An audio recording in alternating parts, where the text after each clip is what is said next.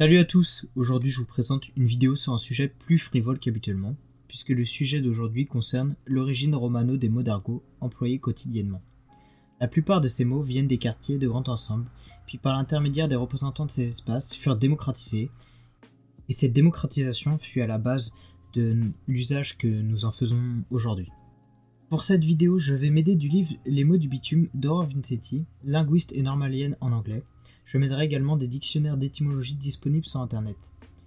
Parti. Tout d'abord, faisons un petit point sur la langue romani, la langue utilisée par les tziganes et son influence sur le français. Les mots romani ont été popularisés par la migration et la sédentarisation des gens du voyage en France entre la fin des années 60 et le début des années 80. Ces populations étaient majoritairement pauvres. Elles se sont installées dans les quartiers de grand ensemble autour des grands centres urbains. En France, il y eut deux noyaux massifs de diffusion des mots d'origine romani. Le premier à Montreuil, où se trouvait une forte population d'origine rome, et le deuxième noyau dans la région lyonnaise, qui connut également une immigration rome. Vous allez voir à travers cette vidéo que beaucoup de mots issus du romani se terminent par ave. Le suffixe ave est simplement la marque de la première personne du singulier au présent de l'indicatif en romani. Par ailleurs, le romani signifie des roms. L'adjectif est romano, mais la désinence du complément du nom est le i. À chaque mot, j'illustrerai le mot par une utilisation dans le rap français. Commençons avec piave. Ce mot veut dire boire de l'alcool, s'il est sous la forme d'un verbe. S'il est substantivé, il signifie tout simplement de l'alcool. Ce mot vient du romani piave qui veut dire boire. Ainsi, autour de ce mot se forme un champ lexical. Il constitue alors un nouveau radical. Par exemple, celui qui boit de l'alcool, c'est le piaveur. Piave plus le suffixe -eur, qui sert à former des noms d'agents, des noms de métiers, des noms d'appareils ou des noms de machines. Autour de moi trop de piaveurs, les liqueurs fortes niquent leur force. Nigga fuck, j'aimerais vivre ailleurs. Le mot rodave. Ce mot signifie surveiller ou repérer quelqu'un ou quelque chose, s'il est utilisé comme un verbe. Cependant, il peut être adjectivisé pour qualifier un substantif. Rodave vient du romani rodave qui signifie je cherche. Devinez qui mène là-bas, je suis rodave, moi je t'ai laissé pousser la barbe. Lové. Ce mot signifie argent-monnaie. Il vient du mot romani lovo qui signifie argent de manière conventionnelle. Lové est le pluriel de lovo en romani. Ce même mot vient du sanskrit, le latin de la péninsule indienne pour ainsi dire. Loha qui signifie métal rouge, cuivre, or ou fer, les matières dans lesquelles étaient faites les pièces de monnaie. Ce terme a laissé son empreinte dans le rap français par le biais du groupe PNL, SIG qui signifie Peace and Love et non pas Peace and Love, comme le sigle le laisserait le penser. On peut également penser à la musique de Section d'Assaut J'ai pas les love. Bicravé. Le mot bicrave ou bicravé signifie vendre de la drogue, dealer. Il peut aussi être utilisé tout simplement comme synonyme de vendre. Il vient du romani bikin qui signifie vendre. Bicrave substantivé peut également avoir d'autres sens. La bicrave c'est l'action de vente de la drogue et le bicrave c'est le vendeur de drogue. C'est bloqué à Bomba, je fais bicrave dans l'escalier. Chourave.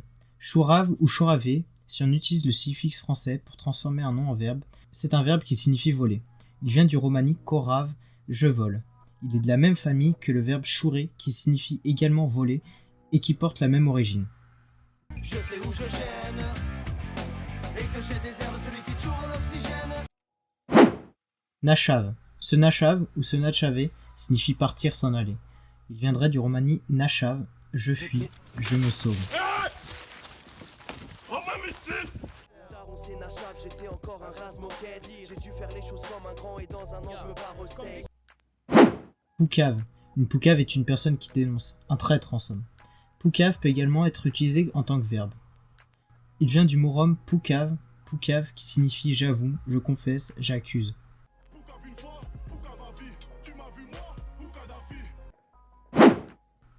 Le boule. Le boule ne vient pas du mot la boule, comme la ressemblance pourrait le laisser le penser. En effet, le boule signifie en français argotique les fesses. Ce mot vient du romani. Il vient du romani boule, bol, qui désigne l'anus. Par glissement sémantique, il adore désigner l'ensemble des fesses, contrairement à son sens antérieur qui désignait uniquement une partie. Le bout qui bat, un peu de tendresse, j'y pas. Racli, raclo. Raclo désigne un garçon et l'aracli désigne une fille. Ils viennent du mot raclo en Roumanie qui désigne un garçon né en Roumanie. Et racli, c'est raclo plus le suffixe i qui permet de féminiser le mot.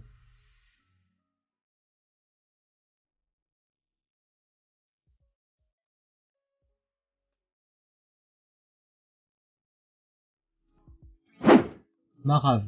Marave ou maraver est un verbe qui signifie frapper, se frapper. Substantivé, la marave désigne la bagarre. Ce groupe de mots vient du romani marave qui signifie je frappe. Quand je sortais de chez moi le matin, je faisais croire à tous les copains que pour me marave ils étaient verts.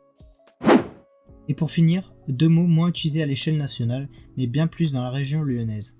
Lache. Lache désigne un sentiment de honte et c'est un emprunt au romani laj, qui signifie également la honte dans cette langue.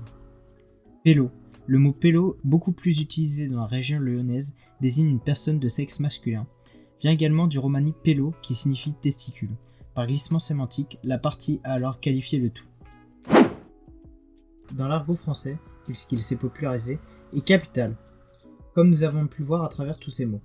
En 50 ans, ces mots se sont popularisés, ils se sont démocratisés, ce qui fait que pour la plupart d'entre nous, nous avons oublié leur origine rome.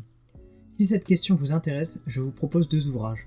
Tout d'abord l'ouvrage de Jean-Pierre Goudailly, Dictionnaire du français contemporain des cités, puis l'ouvrage évoqué en introduction de Aurore Vincetti, Les mots du bitume.